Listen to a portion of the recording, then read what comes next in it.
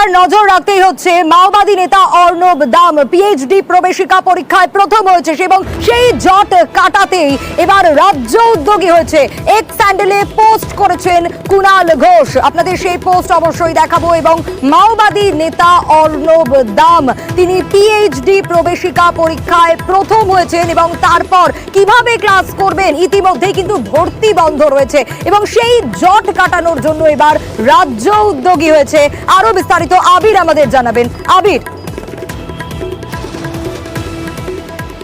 কারামন্ত্রী দুজনের মধ্যে বিষয়টি নিয়ে কথা হয়েছে এবং শিক্ষামন্ত্রী তার দপ্তরের আধিকারিকদের মাধ্যমে বর্তমান বিশ্ববিদ্যালয়ের সঙ্গে ওই গোটা বিষয়টি নিয়ে কথা বলছেন এবং অধ্যাপক সংগঠনদের একটি বড় অংশ তারা এই কাজে তারা সাহায্য করতে চায়।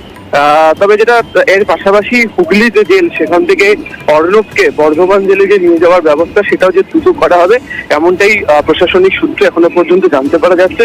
কোনোভাবে কোনো জটিলতার কারণে যেন অর্ণবের পড়াশোনা বা তার পরবর্তী যে শিক্ষার ক্ষেত্রে যাতে কাজ আটকে না যায় সে বিষয়টা নিয়ে প্রশাসন যে সচেষ্ট এটাই বুঝিয়ে দেওয়া হয়েছে দুই দফার প্রেক্ষিতে।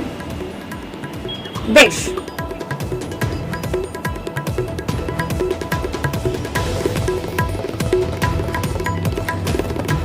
বর্ধমান বিশ্ববিদ্যালয়ের উপাচার্যের তরফ থেকে কি বলা হয়েছিল, কেন আটকে গিয়েছিল, কেন ভর্তি বন্ধ রাখা হয়েছিল, কি বলেছেন তিনি, শোনাবো।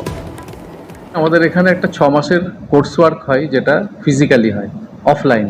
তাকে এখানে নিয়ে আসা নিয়ে যাওয়া কিভাবে সেটা হবে সেটা আমরা জানতে চেয়েছি। ওই সংশোধনাগারের যিনি ইনচার্জ সুপারিনটেন্ডেন্ট তার কাছেই জানতে চেয়েছি। যেহেতু তার লিস্টে নাম রয়েছে, একজন অ্যাপিয়ার না করলে তার পরের জনকে নিতে হয় আমাদের মেরিট লিস্ট থেকে। যেহেতু ওর প্রথমেই নাম আছে বলে আমি শুনেছি, সে কারণে আপাতত আমরা স্থগিত রেখেছি। সে কখন কিভাবে আসবে, কিভাবে তার সিকিউরিটি ব্যবস্থা করবে জেল কর্তৃপক্ষ, সেগুলো তো আমাদেরকে জেনে ক্লিয়ার করে করতে হবে।